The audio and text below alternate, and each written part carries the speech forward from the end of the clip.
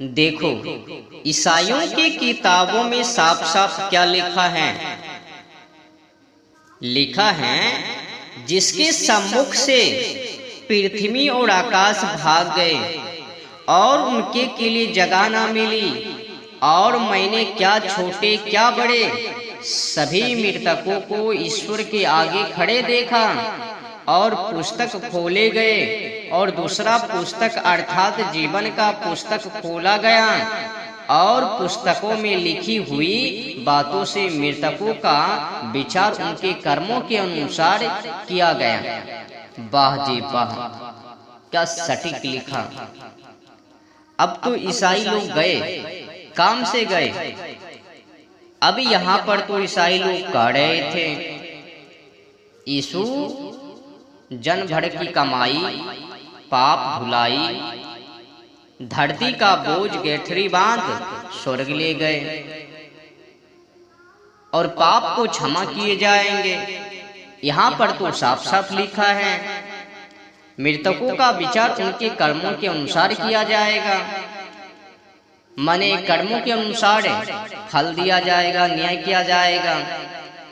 पर ईसाई लोग तो झूठ पर झूठ बोल रहे थे कि धरती का बोझ गठरी बांध स्वर्ग ले गए।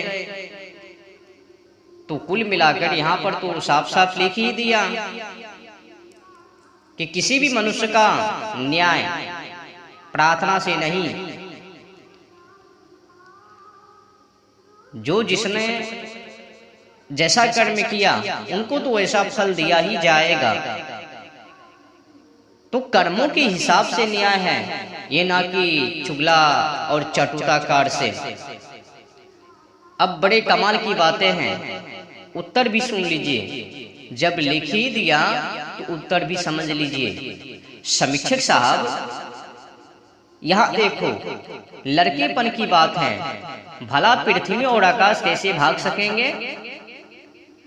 और अगर भाग भी गए, वे किस पर ठहरेंगे? जिनके सामने से भागे और उनका सिंहासन, और वहां कहां पर ठहरा था? जब पृथ्वी और आकाश भाग गए तो ठाड़े कहां थे?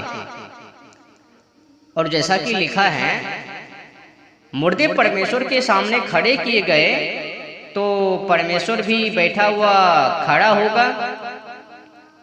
क्या यहाँ की कचहरी और दुकान के समान ईश्वर का व्यवहार है, जो कि पुस्तक लेखा अनुसार होता है?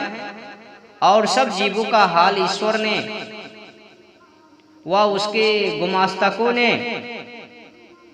देखो भाई, ऐसी ऐसी बातें से अनिश्वर को ईश्वर और ईश्वर को अनिश्वर ईसाई आदि मत वालों ने बना दिया। अब देखिए आगे क्या लिखा है। उनमें से एक मेरे पास आया और मेरे संग बोला कि आ, मैं दुल्हन को अर्थात मेमने की स्त्री को तुझे दिखलाऊंगा। वाह जी वाह। जब मेमने की स्त्री, तो वहां पर तो ढेर सारी स्त्री होगी,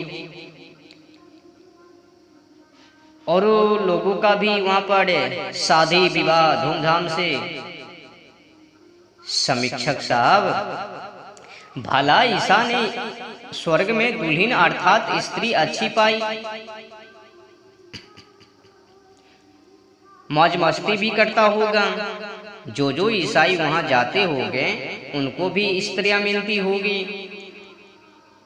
जब स्त्रियां हैं, लोग हैं, तब तो लड़के वाले होते होंगे, और वहां पर तो भीड़ भी बहुत होते होंगे। बहुत भीड़ के हो जाने से रोगत उत्पत्ति होकर मरते भी होंगे। ऐसे स्वरों को यहीं से हाथ जोड़ दूर से ही बैठ जाना ही अच्छा है, हाथ को जोड़ना ही अच्छा है। वहां पर